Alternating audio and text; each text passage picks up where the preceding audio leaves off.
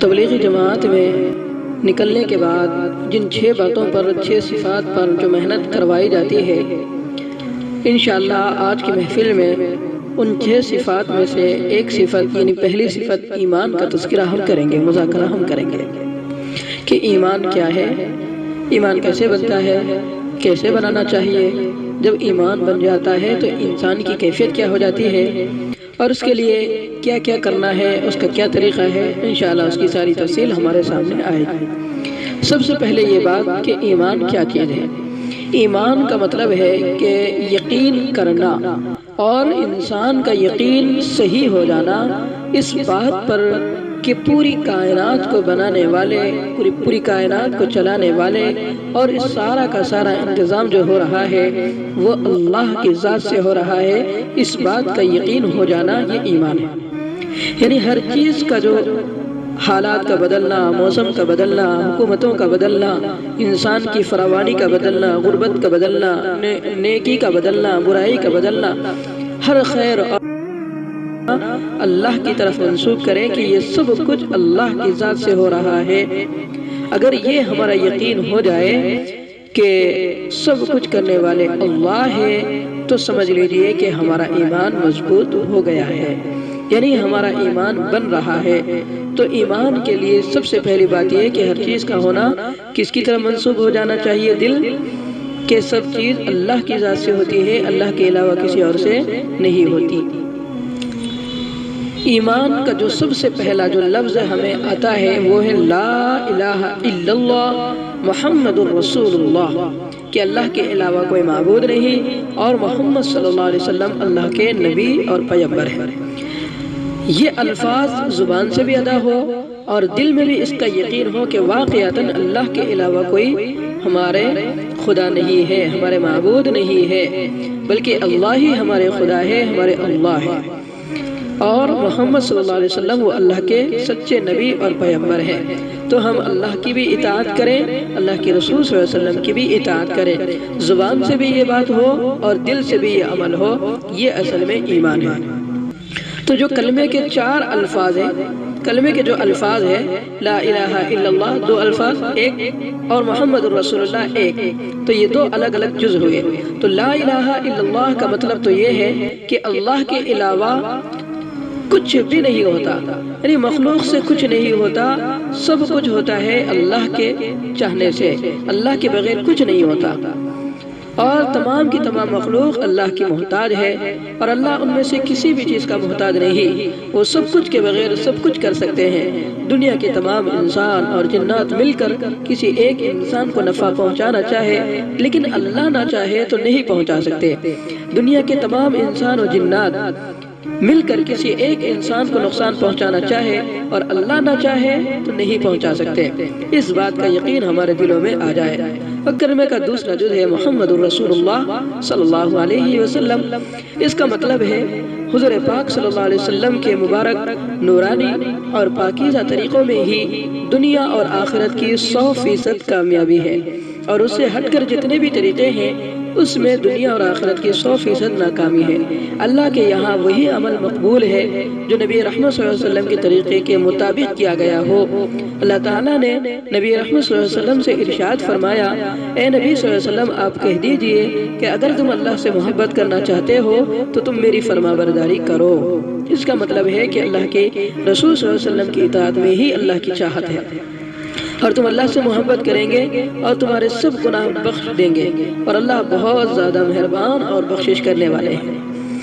اور ایک حدیث میں نبی رحمت صلی اللہ علیہ وسلم نے فرمایا، جس زمانے میں دین مٹ رہا ہو اور سنت طریقے زندگی سے نکل رہے ہو، ایسے وقت میں ایک سنت کا زندہ کرنا گویا کہ 100 شہیدوں کے ثواب کے برابر ہے۔ اللہ اکبر!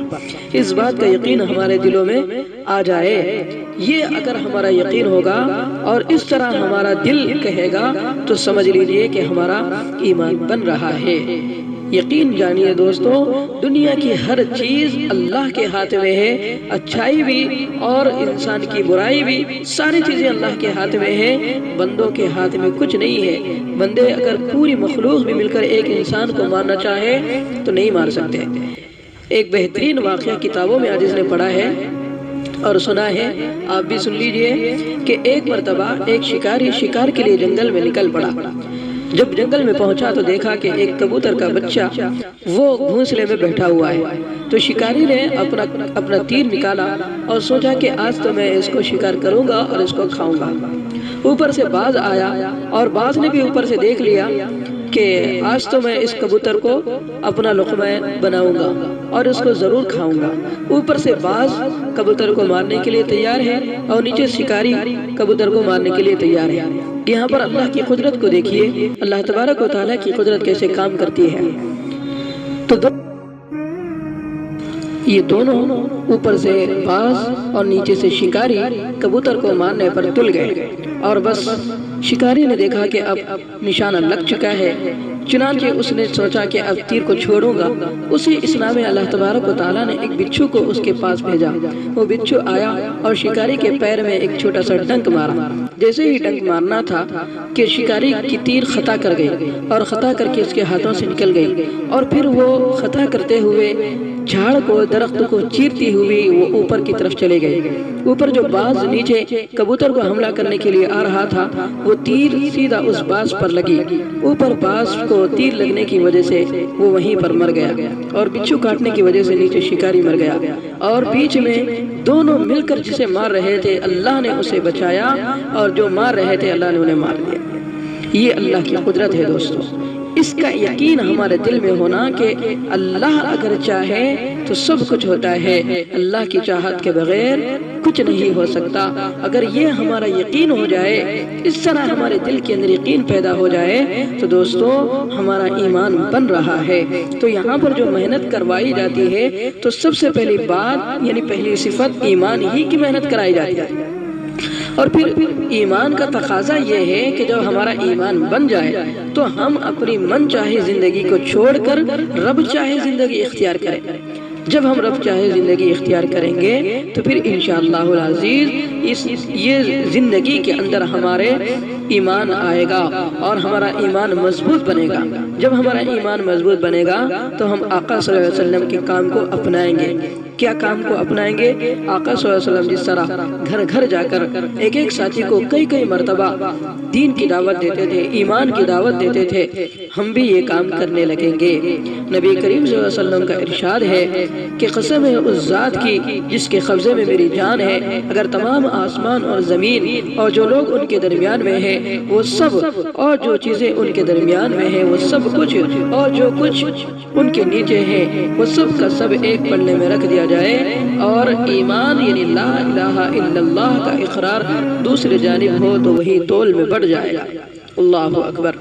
حدیث شریف میں آتا ہے کہ جب قیامت قائم ہوگی تو ایک انسان ایسا ہوگا کہ جس کے پاس کوئی نیکی نہیں ہوگی، کوئی نیکی نہیں ہوگی، وہ مایوس ہو جائے گا اور روٹھ جائے گا اور سمجھ لے گا کہ اب تو میرا بچنا ناممکن ہے۔ تو اس پر فرشتے آئیں گے اور آ کر کہیں گے کہ پروردگار اس کے اعمال نامے میں ایک چھوٹی سی پرچی نکلی ہے۔ تو اللہ تعالیٰ کہیں گے کہ چھوٹی سی پرچی ہے وہ لے کر آ۔ تو وہ شخص دیکھے گا، کہے گا کہ اتنے بڑے برائیوں کے اتنے بڑے دفتر پڑے ہیں، یہ ایک جانب اور یہ ایک جانب، یہ میں کیسے کامیاب ہو سکتا ہوں؟ تو وہ شخص دیکھے گا اور کہے گا کہ اتنے بڑے دفتر برائیوں کے ہیں، اس چھوٹی پرچی جو نیکی لکھی ہوئی ہے یہ کیا کام آئے گی؟ وہ نا امید ہو کر پلٹ کر جا رہا ہوگا۔ لیکن اسی اسنا میں اللہ جب کہیں گے کہ وہ پرچی اس میں ڈال دو، تو جب وہ پرچی اس کے اندر ڈالی جائے گی تو جیسے ہی وہ پرچی ڈالے گی تمام برائیاں وہ ہلکی اور گھاس پھوس کی طرح ہو جائے گی، اور اس کی یہ نیکی اتنی بھاری ہو جائے گی کہ تمام برائیوں پر غالب آ جائے گی۔ اللہ فرمائیں گے اس میں کیا لکھا ہوا ہے؟ تو اس کے اندر لکھا ہوا ہوگا لا الہ الا اللہ محمد رسول اللہ۔ اللہ اکبر۔ وہ خوشی کے مارے وہ ناچنے لگے گا، کودنے لگے گا، جھومنے لگے گا کہ اتنی سی چھوٹی نیکی اتنے پر بھاری ہو گئی۔ تو اس وقت انسان کو احساس ہوگا کہ واقعتاً دنیا کے اندر کلمہ کتنا قیمتی ہے، کتنا قیمتی چیز تھی جسے ہم معمولی سمجھتے تھے، وہ اتنا بھاری اگر معلوم ہوتا تو زندگی بھر ہم صرف کلمہ پڑھ لیتے بیٹھ جاتے۔ اللہ اکبر۔ تو ایمان کا جو الفاظ ہے اور ایمان کی جو گہرائی ہے دوستو، دنیا کے اندر ہم اس کا اندازہ نہیں لگا سکتے، مرنے کے بعد ہی ہمیں اس کا اندازہ ہوگا کہ ایمان کتنی بڑی دولت ہے۔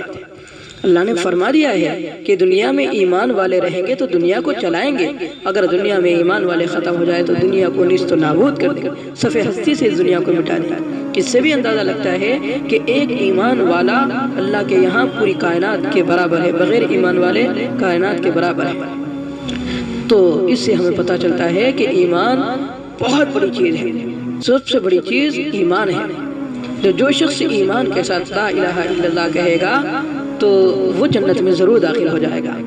بہرحال یہ تو ایمان کی باتیں تھی، لیکن ایمان پر جو مشق ہونی چاہیے وہ یہ ہے کہ جب بھی مخلوق سے ہمیں ہوتا ہوا نظر آئے، یعنی کہ بھئی یہ چیزوں کے جوڑ توڑ سے ہو رہا ہے، اگر یہ ذہن میں آئے تو فوراً ذہن میں اس کی نفی کر دے اور دل کو سمجھائے کہ نہیں، کرنے والی ذات اللہ کی ہے، اللہ ہی کرنے والے ہیں، اللہ کے علاوہ کوئی اور کرنے والے نہیں ہے۔ میری دکان، میری تجارت، میری جاب، میری بائک، میری گاڑی، یہ سب کچھ کرتے نہیں بلکہ کرنے والے اللہ ہے۔ اللہ کی بنائی ہوئی مخلوقات میں غور و فکر کرے، جس سے اللہ کی معرفت نصیب ہوگی۔ اپنی آنکھوں کا دیکھنا، کانوں کا سننا، زبان کا بولنا، دماغ کا سوچنا، ان سارے چیزوں کو صحیح کرے کہ یہ سب کچھ اللہ تبارک و تعالیٰ ہی کی قدرت سے ہے۔ اور جب بھی ہم بولیں تو لا الہ الا اللہ، سبحان اللہ، الحمدللہ، ماشاء اللہ، جزاکم اللہ، اللہ کے فضل و کرم سے یہ سب ہوا ہے، ایسے اس طرح کے جملے بولتے رہے۔ جب بھی کچھ وعدے کرنا ہے تو انشاءاللہ کہے، اگر کوئی اچھا ہو گیا تو ماشاءاللہ کہے، اس طرح کے الفاظ بولتے رہے۔ اور آخری بات جو ہمیں کرنا ہے وہ ہے ایمان کے لیے دعا کرنا کہ پروردگار ہمارے ایمان کو سلامت رکھے، ہمیشہ اس کی دعا کرتے رہنا۔ پھر اس کے بعد ایمان کی حقیقت کو دعاؤں کے ذریعے اللہ تبارک و تعالیٰ کے روبرو رو رو کر گڑ گڑا کر اللہ سے مانگتے رہنا چاہیے کہ پروردگار ہمارا ایمان مضبوط بنا دیجئے، مضبوط بنا دیجئے، مضبوط بنا دیجئے۔ اس طرح ایمان کے لیے اللہ سے گڑ گڑا کر دعا کرنا۔ اللہ سے دعا کرتے ہیں کہ اللہ تعالیٰ ہم سب کو ایمان کی صفت کو اپنی زندگی میں لانے اور بنانے کی، ہم سب کو فکر کرنے کی توفیق نصیب فرمائے۔ پورے عالم کے لوگوں کو ایمان پر محنت کرنے اور دنیا ہی کے اندر ایمان کی قیمت کو سمجھ جانے کی توفیق نصیب فرمائے۔